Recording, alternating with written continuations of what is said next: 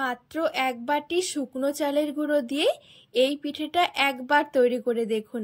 Guarantee দিচ্ছি cake খাওয়াই ভুলে যাবেন। একেবারে কেকের সাথে একটা পিঠে, যেমন পুর ভরা তার সাথে একেবারে নরম তুলতুলে, মুখে দেওয়ার সাথেই মিলিয়ে যাবে, এতটা ভালো লাগে খেতে। নমস্কার বন্ধুরা, প্রতিদিনের মতো আরো একটা দারুণ রেসিপি নিয়ে হাজির হয়ে গেছি। আজকে শুধুমাত্র এক বাটি চালের গুঁড়ো দিয়ে খুব সহজে কেক পিঠে তৈরি করে দেখাবো। কেকের স্বাদে পিঠে বলতে পারেন, খুবই সহজ তৈরি করা আর খেতেও ভীষণ ভালো লাগে। তো চলুন খুবই সহজভাবে বানিয়ে দেখাবো, আশা করছি আপনাদের অনেক ভালো লাগবে। তো এখানে একটা বাটি নিয়েছি, তো এখানে আমি মিডিয়াম সাইজের একটা বাটির এক বাটি নিয়েছি চালের গুঁড়ো। এটা বাজারের কেনা শুকনো চালের গুঁড়ো নিয়েছি, আপনারা চাইলে যে কোনো চালের গুঁড়ো নিতে পারেন। এবারে বাটির মধ্যে নিয়ে নেব সামান্য একটু নিয়েছি লবণ, আর দিয়ে দিচ্ছি 2 টেবিল চামচ চিনি, আর দিয়ে দিচ্ছি 2 টেবিল চামচ গুঁড়ো দুধ। এবারে শুকনো জিনিসগুলো একটু ভালো করে মিশিয়ে নেব।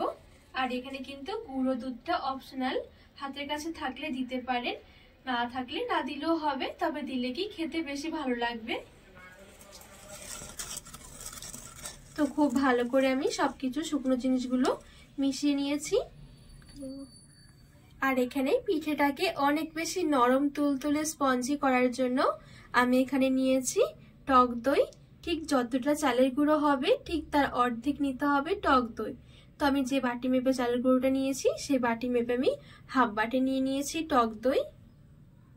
এবারে ভালো করে মিশিয়ে নেব, আর ওপর থেকে অল্প অল্প করে জল দিতে থাকবো।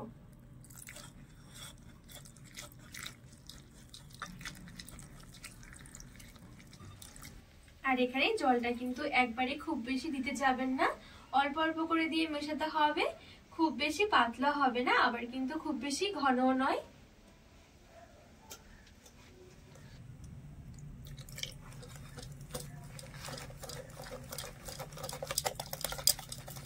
তো এই দেখুন এখানে খুব সুন্দরভাবে আমি অল্প অল্প করে জল দিয়ে মিশিয়ে নিয়েছি। আর এখন দেখুন এই ব্যাটারটা ঠিক এইরকম রয়েছে, খুব বেশি পাতলা নয়, আবার কিন্তু খুব বেশি ঘন নয়।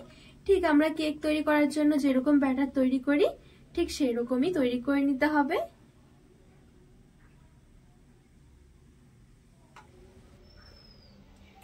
এবারে ঢাকা চাপা দিয়ে কিছুক্ষণ আমি রেস্টে রেখে দেব, মোটামুটি 5 মিনিটের মতন।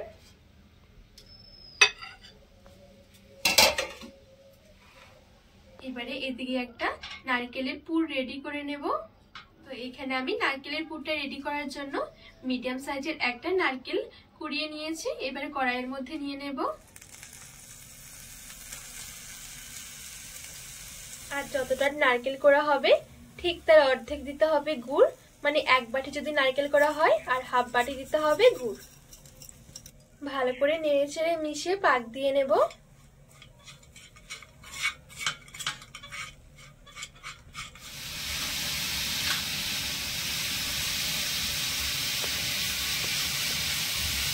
তো এখানে নেড়ে ছেড়ে খুব সুন্দরভাবে পুরটা রেডি করে নিয়েছি। এই দেখুন নারকেলটা খুব সুন্দরভাবে ভাজা ভাজা হয়ে গেছে। তো এখন কিন্তু নারকেলের পুরটা একেবারে রেডি হয়ে গেছে। এবারে গ্যাসের আঁচ থেকে নামিয়ে নেব। আর এইদিকে কিন্তু এই গোলাটাও 5 মিনিটের মতন রেস্ট হয়ে গেছে। এবারে এদিকে দিয়ে দেব হাফ টেবিল চামচ বেকিং পাউডার আর হাফ টেবিল চামচ বেকিং সোডা, দিয়ে ভালো করে মিশিয়ে নিতে হবে।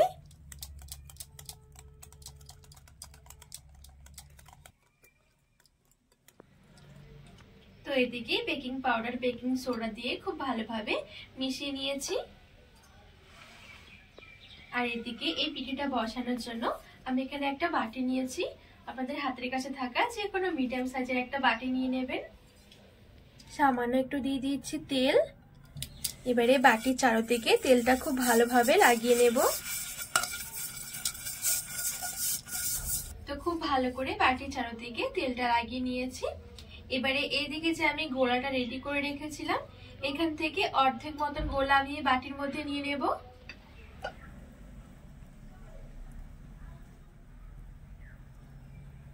এই দেখুন ঠিক অর্ধেক মতন আমি নিয়েছি। আর এদিকে যে আমি নারকেলের পুরটা রেডি করে রেখেছি, এবারে এই নারকেলের পুরটা নিয়ে নিচ্ছি। এবারে এই নারকেলের পুরটা এভাবে করে মাঝখানে দিয়ে দেব, একটু ছড়িয়ে দিচ্ছি চারদিকে।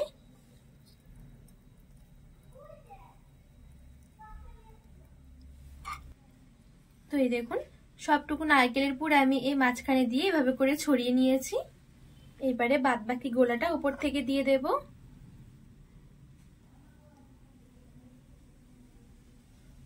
তো সবটুকু গোলা আমি এই বাটির মধ্যে নিয়ে নিয়েছি। আর এখন কিন্তু পিঠেটা তৈরি করার জন্য বাটিটা রেডি হয়ে গেছে। এবারে এই পিঠেটা ভাপে বসানোর জন্য আমি এখানে ডেকচির মধ্যে কিছুটা মতো নিয়ে নিয়েছি গরম জল। আর এই ডেকচির মাঝখানে আমি এরকম একটা স্ট্যান্ড বসিয়ে দেব। আর এইদিকে যে আমি পিঠের বাটিটা রেডি করে রেখেছি, এই পিঠের বাটিটা ধরে বসিয়ে দেব। এবারে ঢাকা চাপা দিয়ে 10 মিনিটের জন্য মিডিয়াম থেকে লো আঁচের মাঝামাঝি রেখে দেব। আর যখন পিঠেটা বসানোর ঠিক 3 থেকে 4 মিনিট হয়ে যাবে, এর মাঝামাঝি ঢাকনাটা খুলে নিতে হবে। এবারে এদিকে কয়েকটা কিশমিশ আমি নিয়েছি, আর কিশমিশগুলো এভাবে করে একটু বসিয়ে দেব।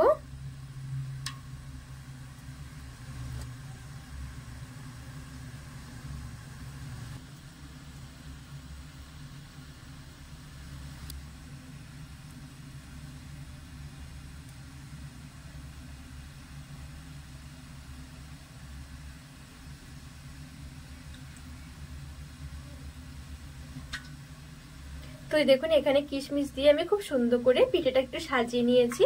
এটা অপশনাল, দেখতে সুন্দর লাগবে আর খেতেও ভালো লাগবে, সেই জন্যই দিয়েছি। আর এখানে আমি কিশমিশগুলো একটু পরে দিয়েছি, তার কারণ কিশমিশ যদি আগে দেওয়া হতো তাহলে কিন্তু পিঠেটার নিচে চলে যেত, সেই জন্য উপরে দিয়েছি, দেখতেও ভালো লাগবে। তো এইবারে আমি ঢাকা চাপা দিয়ে আরো 5 থেকে 7 মিনিটের জন্য ঢেকে রেখে দেব মিডিয়াম থেকে হাই আঁচের মাঝামাঝি। তো এখানে আমি আরো 5 থেকে 7 মিনিটের মতন ঢাকা চাপা দিয়ে রেখে দিয়েছি। আর এখন দেখুন পিঠেটা কত সুন্দরভাবে রেডি হয়ে গেছে। এইবারে একটা কাঠি দিয়ে চেক করে নেব। তো এই দেখুন কাঠিটা কিন্তু পুরো ক্লিয়ার বেরিয়ে এসেছে, তার মানে পিঠেটা এখন রেডি হয়ে গেছে। আর কত সুন্দর লাগছে দেখুন। এবারে এই পিঠেটা আমি একটু ভালোভাবে ঠান্ডা করে নেব, ঠান্ডা করে তারপরে বের করতে হবে। তো এখানে খুব ভালোভাবে আমি ঠান্ডা করে নিয়েছি। আর দেখুন ঠান্ডা হয়ে গেলে না সাইড থেকে খুব সুন্দরভাবে ছেড়ে আসবে। তো এবারে একটা ছুরি দিয়ে হালকা হাতে এভাবে করে একটু সাইডগুলো আর একটু ছাড়িয়ে নেব, তাহলে আরো সহজে বেরিয়ে যাবে। এবারে একটা প্লেট দিয়ে এভাবে করে উল্টে দেব। এই দেখুন কত সহজে পিঠেটা রেডি হয়ে গেছে আর বেরিয়েও এসেছে। এবারে আবারও উল্টে দিচ্ছি। এই দেখুন কতটা সুন্দর লাগছে দেখতে। খুবই অল্প সময়ের মধ্যে ঝটপট করে কিন্তু এই পুর ভরা পিঠেটা তৈরি করে নিতে পারেন। আর পিঠেটা দেখুন দেখতেও যেমন সুন্দর হয়েছে, আর তার সাথে একেবারে নরম তুলতুলে। এবার একটু কেটেও দেখাই।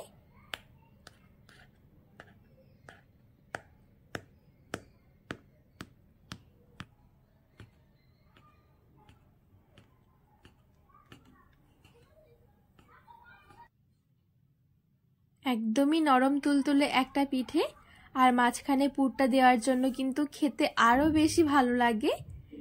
মুখে দেওয়ার সাথে মিলিয়ে যাবে, এত সুন্দর হয় খেতে এই পিঠেগুলো। এই দেখুন